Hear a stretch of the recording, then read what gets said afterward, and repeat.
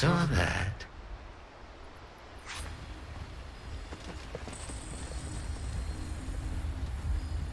Prepare for battle.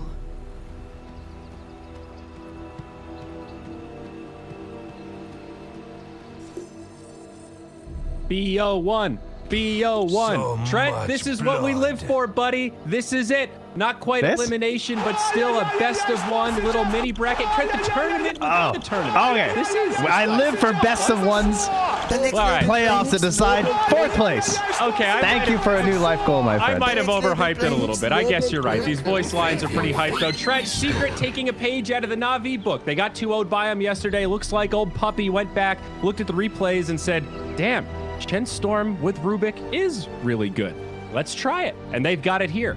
Yeah, it looks very solid. And no, in all seriousness, I would really want to win this if I was playing this bracket, because the amount of headache that you get to skip over by staying in that upper bracket and not have to go into the play-ins and have to suddenly battle against new opponents and everything, just get out of there, right?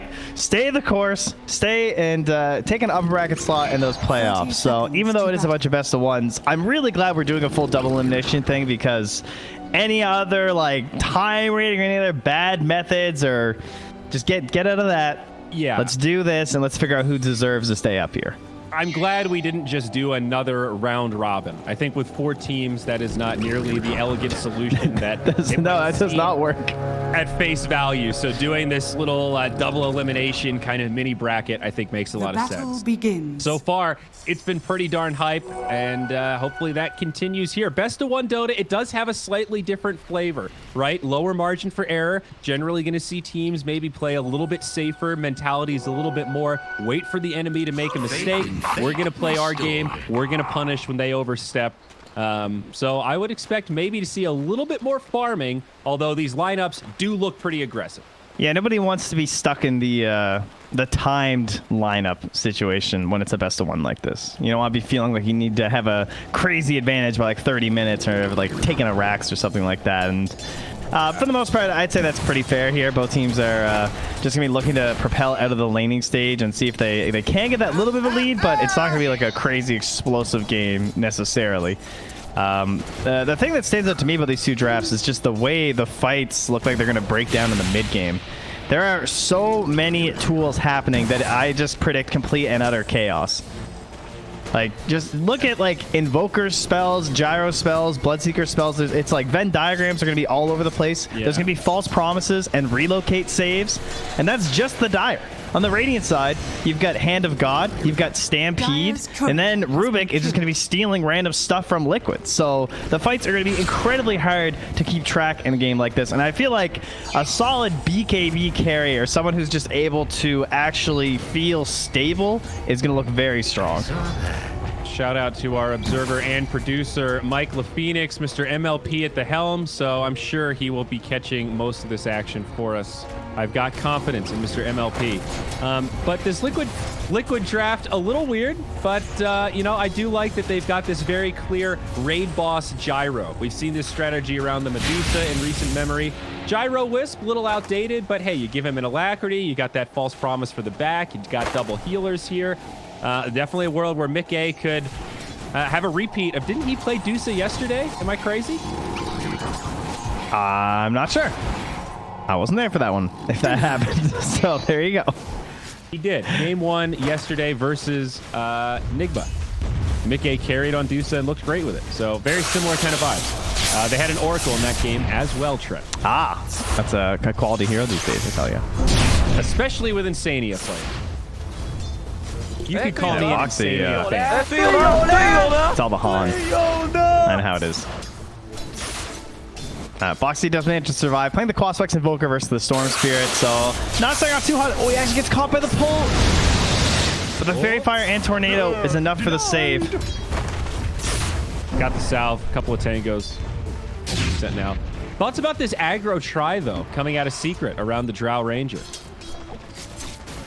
Looks like they're just content with the situation, right? It's a pretty good place to farm. It's good for Puppy to help control the camp. He can just grab what he wants. And like, what are they going to do? They have Io Oracle, so it seems like you can have the edge in these engagements at the beginning. Yeah. Oracle's kind of worthless until level 3. And then suddenly level 3 does pop off a little bit. More than a little. He's got a great level 3 pop-off. One of the best, I'd say. I mean, bottom lane, pretty boring, though. We got Zai, Koikpa farming it up. Bloodseeker. oh, don't watch Centaur. that. No one saw that side. Don't worry. It's okay.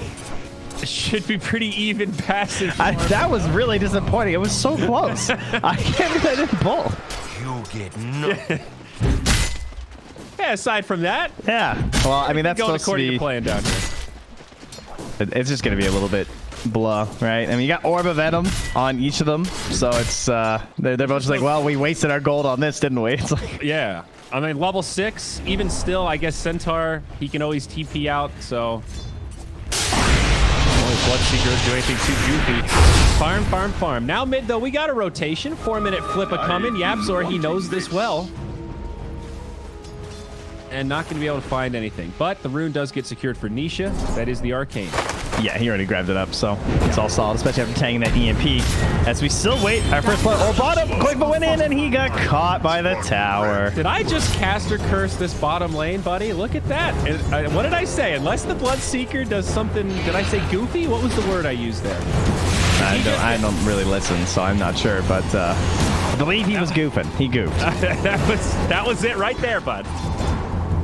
Oh, boy. Well, nice start for Secret, then. Over a 1K net worth lead already. That makes up for the missed pull. You know, Zai gets one back, and now Stampede gonna be an option. Could even tilt something like that mid lane here too. Kind of crazy. Get I mean, we have two mid laners this game, right?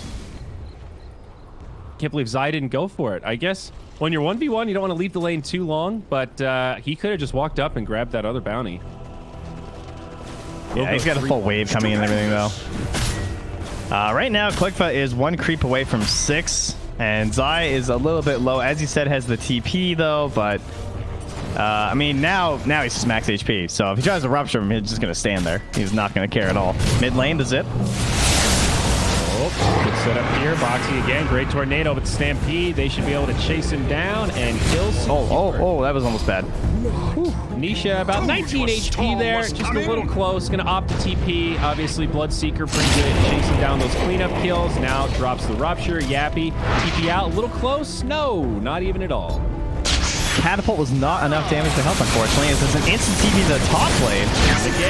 Yeah, he's gonna get caught now. Nisha with a crafty little play. Chen Storm, right? I guess, yeah, it's really Puppy with the crafty little play. Pulls him back up after he fills up the bottle in the well, and bada boom, bada bing. Middle tower is under attack. That is so infuriating to play against. Does he have any stacks up here too, or no? All right, doesn't have everything going for him, it turns out, as Rubik. It's also rare that we see the Chen Storm really pop off at 6 minutes, right? Usually this is still stacking time. Storm's kind of just chilling in lane. This is a very early application of the combo. I like it. Wow, they're gonna get Puppy back for it though, as now Koikpa has made his way up top, and they're gonna put Mickey in the bottom lane. Mickey level 4 versus the level 7 Centaur though. So we're going to try and control this wave a little bit and see if he can stay as safe as possible. When that Stampede's back up, I worry a little bit for Mickey. Hey, Trent, check this out. The Ring of Tarrasque on Centaur. We're not seeing too many casual Ring of Tarrasques these days. No, it's true. Nice on Centaur, though. Yeah, it's pretty pricey. There's very few heroes that really want to opt for this, because generally you're going to go for like a Ring of Health that's going to build into something, or maybe like a mask. Guys like role-playing the Cobalt Foreman here with all these ring. Nice one. the thing about the Ring of Tarrasque though is that, like, cost-wise, it is the best, like, for that function, right? So if it's a hero that you can make it work on. Stat per price, it's pretty good. Yeah, like for like the HP and the value you get, it is the best. It's just has the worst build up, or build induce rather. Yeah. Now bottom Stampede again. Zai sets it up onto Mickey, but Taiga keeps him alive. Yapzor there with the telekinesis and big reinforcements. They were waiting for this, man. They knew, right? Like, they 100% know that the second he gets Stampede, he wants to go for that. They even had a Radiant Obs there, kind of scouting out the situation, but Taiga was patient, waited it out. and had the tether in for the save, and then the immediate TP's there too. Nisha will snag another rune right in the face of Boxy though, so can't get anything after that rotation to the bottom lane. Yeah, a great Liquid read, a bit of a bait, if you will. However, Secret, do they really lose out? Looking at net worth, they're still farming, splitting up the map, and that was 4 heroes of Liquid that made the rotation. So not a free kill by any stretch. And they didn't see Nisha actually pick up this invis, so they don't know this is happening. Though he has been off the map, so seems maybe a little suspect. Mickey and Taiga head into the fog. Yeah, they might have seen his bottle when they were coming off that high ground. He was by the small camp, so actually they might know that he had a bottle. But yeah, he is heading right towards that orchid. Go. Sounds good this game. Pressure on. Anything in the way of stacks for either side? Looks like Insania is working on the double and snipes it. It's Liquid. You know there's got to be some stacks happening. But not too shabby on the side of Secret either. We got Ancients. And looks like Puppy's clearing up, well, just a single camp actually. So he wants to steal that Harpy Stormcrafter for himself. Taiga gets that stack where he's farming with Mickey. Is up those golems. Ancient Dragon. Secret looking like it's going to be mighty passive for a bit. The question is, when does Zai switch into the Blink? Or does he even feel the need, I guess? But I could see a Blink after this Hood, right? If they want to start actually creating plays around the map with this Storm, that would really help. Definitely. Centaur jump, Chen pulling the Storm. Like the pull-in, we've seen the value from Na'Vi so many times. Yes, the global aspect of it is huge, but it's also just how close you are to the enemy target, so that first big zip doesn't waste all your mana. And that's been one of those big changes to Storm that's made the hero so much less valuable over the past few years. Absolutely. This combo just gives the Storm so many more options. Radiant's Bounties come middle out. tower Looks like is under 3 attack. for Secret again as Yapsor gets that deny on the double damage rune there.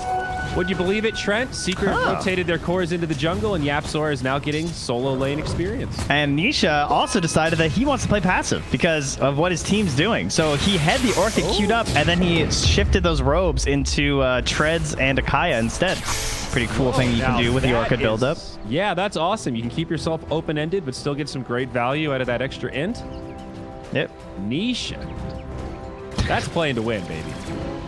Huge item inventory plays. Dire's middle tower. Poppy's confused over here on the side of the map trying to find the side shop. Secret's ahead by 4,000 net worth at 10 minutes. These little things we got a pulling up top. Radiant's They're bottom going for tower something. is under attack. Where? Poppy's calling his Dire's buddy. middle tower is under attack. Oh, I see. Nisha has been summoned to the tree line. Look how Do sneaky you this mean the is. divine favor, Trent? Yes, Dire's structures I do. Pull-in. When you say pull-in, I think you mean electric vortex from the storm. Radiant's bottom That's why I've been tower getting is under confused. attack. Ah, my bad. Here we go. Nisha up top, though, does get silenced. Won't be enough to save Koipa. Now Insania low, only 5. No false promise. That's 2 dead for Yapsor. And Yapsor's level 8. Buyback now from Koipa. Matu in pretty deep, taking big magic damage. Now he falls. Zai does get off of some. Nisha trying to find this kill. Taiga doesn't have the healing. A very chaotic fight, but it looks like Liquid will overwhelm it. Not going to find the last kill on Storm, though. Radiant's bottom tower. That's been unfortunate. Looks like Poppy must have gotten the hand of God late, Radiant's I'm just middle assuming. tower is under attack. Probably just got the XP near the end of that to take into it, or else he would have popped That it. was a weird fight where there were some ultimates on the cusp there. So with the buyback factored in, it is still a gain for Liquid, but not by much. About 350 net worth. And is a 3 for 3. And most of that gold did go to the gyrocopter. Quite a bit there for Zai, too. He did 30. He did more damage than the gyro. Did half of his team's damage in that engagement, so at least he's helping out early, and he will indeed start looking towards the blink, but look at this. Oh, it's gorgeous. Weep in your pubs, ladies and gentlemen. Where is this when you play Dota? I ask you. Why can't this happen in your games? You. I am glorious. Look at these camps stacked.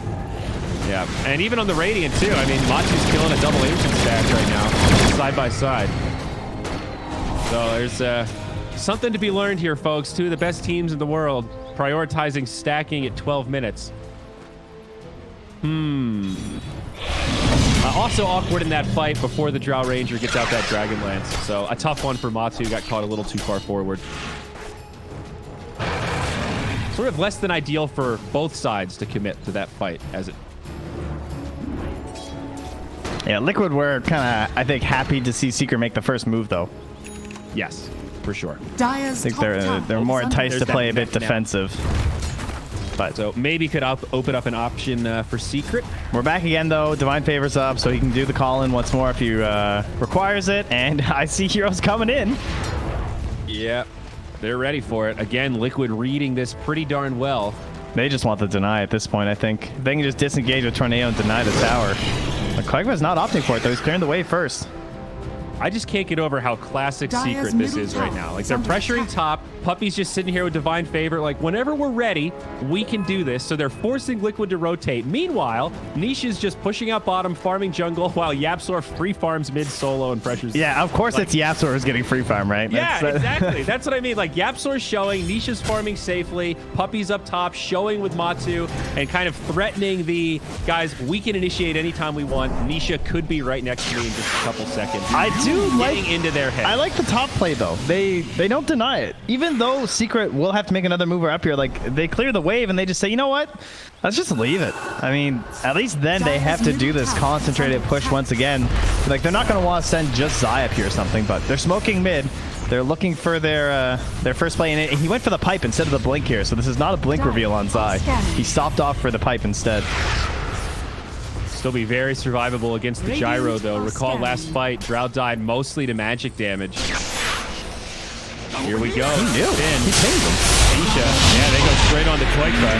Counterplay from Insania. Now False Promise available, but out of range. Side jumps in and grabs it. Now the Stampede in on the Mick A. 4v5 is Matsu taking damage, but now in the back line, it looks like he'll be okay. Mick A gets False Promise. He's getting healed up quite a bit. He'll be just fine. Instead, they turn on to Boxy. A 2-0 so far. Secret on the hunt for more.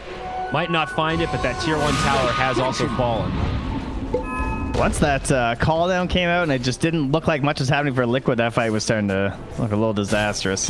I mean, that was also no hand of God. Puppy didn't have the mana for it. He used mech instead. I mean, they just weren't even doing that much damage. It was kind of this big barrage coming out from the gyro, and everyone's just sort of standing there waiting, the pipe helping out a lot in that engagement, considering how early on in the match it is. Yeah. And that barrier is just doing a crazy amount, like percentage-wise compared to all your max HPs right now. That is nuts. Like that is almost half of Puppy's health that you're protecting with from magic damage. Absolutely. Bloodstone not too far away for Nisha. And on the Liquid side of things, there's a Drum of Endurance up on Gyro. Mick A not opting for an Aghanim's Rush, as we've seen fairly commonly. Feels like he needs that BKB pronto. It is a very good game for it. Like, of course, the Drow is going to be an issue, no doubt. That's why it's so important to have all these interrupts and almost like frustrating aspects of the Liquid draft, like the tornadoes, the blood rights, and everything to try and create that space for Mick A. He needs a lot of damage, though. This is quickly looking like single core gyro, right? I mean, I guess it's kind of destined that way when you have Bloodseeker and an Invoker because they're such enablers, but he's going to have to do it all this game. Yeah, I think some of that was by design, but it is still a lot of pressure on his shoulders. You like this Atos on Koikba? I guess the utility is probably the way to go for a 3 Bloodseeker, right? Yeah, there's not much better items. It's good for the catch, too. It lets him kind of create relocate plays, too. And it also takes away that threat of TPing out in front of him. Now he can solo kill people with Rupture if he has an opportunity. I used to see Bloodseekers buy Yules for basically the same reason. Yeah. Also great setup for Blood Riot, all that kind of stuff. So keeping their top tier 1 helped facilitate this push in the top lane. You know? So it is still a growing lead, though. Up to almost 6K now, Trent, for Secret. So while it feels sort of even, 8-5, Liquid clearly making moves, they are getting outpaced. I mean, you can see by where each team is moving and playing. You have, like, Secret basically taking Liquid's lanes. Oh, the smoke. They don't fall for the illusion. Oh, well, Taiga hit the creep, so he's revealed. Okay. Though sees it, jumps in onto Insania. Comes the stun, the silence. Okay, they might be able to find something as Nisha gets low. in the back line. Oh, you have to hit the stolen purge. Pretty clutch. Now the gyro pops the BKB defensively as Boxy falls. Courier might get taken out, and Insania and Koikva both go for the TP. Centaur not going to be able to gallop his way over in time. I could read there. Yeah, I meant the little Centaur on that, but still 2 Centaurs, I suppose. Tiger obviously finished off as he comes back. Well, not great for Liquid. You know, that's your gyro BKB reveal. Now cues up the Aghanim. That hurts their trip. Yeah, he's just on the road to really big items, and I feel like this game is... I don't know, he's still a couple items away from Rapier, but that's almost what you're looking at. Right? Yeah. Between, like, Alacrity and the Blood Rage, Essential Solar. Yeah, Sunstrike scouts it out, but Roche goes down, and now Liquid in an awkward spot. They don't really want to take this fight, but they're committed. Koikva in deep, saved. Sadia has it. Okay. Yeah, they better run. That's a Blood Rage Drow. All right. Get out of there. Yeah, you don't want to fight that. Kind of 4v5 to get that one started, but no punishment. Yapsor with such good steals. Stealing the EMP over and over. Now he's the Blood Rage again, still going. Nisha jumps in. Silence comes out. Koikva, he'll fall alongside Boxy. That's 2 towards dead now on Liquid. And Sadia getting picked apart on the side, and now it's just 2. Oh, there's so many Bloodstone charges. Mickey. Taiga not going to be able to make it to the high ground. The Drow Ranger arrows will chase him down. And now Mickey with the TP. Whoa, the Vortex. Somehow that Centaur stun didn't connect. And it does end up being a clean sweep. That's a 5-0. Team Secret, 15-5, taking control. And never letting it up, really. They've just kind of had it this whole time. They're the ones who are making moves. Sure, maybe their first move wasn't perfect with the buybacks from Liquid, but it was still an expensive hold in that regard. And then those deaths out of fast. Yapsor is fogging himself off to the side. Yeah, How cheeky I can you feel be? like right now Secret are just doing good technical boxing. You know, they're not throwing haymakers, they're not taking risk, but they're not giving any openings. This is just great technical textbook Dota, solid movements, fluid farming. Nothing flashy, but it ends up being fantastic. It's just, how do you solo carry versus such an early mech, pipe, and Hand of God? They can just cancel out all of his spell damage, and so that means that he has to get to the big items, and that just takes so long for them. It doesn't matter if you have Blood Rage and Alacrity, it's just not going to add up fast enough. It's like Secret picked up this draft where if they could just get a net worth lead, they certainly have the tools to do more damage than Liquid can heal with their double healing support setup. And now Koikva gets popped again. Definitely some weaknesses to this Oracle Wisp combo. Playing from behind, if you get overwhelmed, you start to feel a little useless because now you have no damage and your healing's not. Well, you can also just see how good they are playing with the Chen. Yeah. Utilizing it perfectly, where Yapsor was just up top pushing this. They're actually smoking up here. They had smoked a little bit. I think Insania was hoping to maybe catch someone, but he was just pushing the waves and just got pulled right to the bottom for that fight. And now they're pressuring the mid-tier 3 and the bottom tier 3. And hello, anybody home? Foxy trying to get back to his doorstep, does have a ghost walk. Dust does connect, but they won't commit for it. Yeah, I mean, Puppy has been playing Chen for something like 15 years, Trent, so not surprised that he is master class at this point. And yet he still innovates and gets new items that didn't even exist then, like the Holy Locket, you know? Yeah. That is a sick item on Chen, though. You know, we've seen Kuro buy it on the Undying. You know, gets tossed around Theorycraft on like Necro-esque heroes occasionally, but this is a great game for it. Yeah, one job. Hand of God, so this makes a lot of sense. Like, sure, mech's also good. If you can get that off. So, Trent, riddle me this, okay? When you get Spell Amp on a hero like Lina, and then you hold down Alt, and you look at the tooltip, it shows you how much damage you really do with the Spell Amp. Why doesn't it work with Divine Favor and hold down Holy on Hand Locket? of God? No, not even Divine Favor. I want Hand of God. It's 250 amped up by 35. I want Dota to do the math for me. You know, I also don't know how the percentages on heal stuff work. I assume it's the same where it's... I don't know how percentages work. Yeah, but is it additive?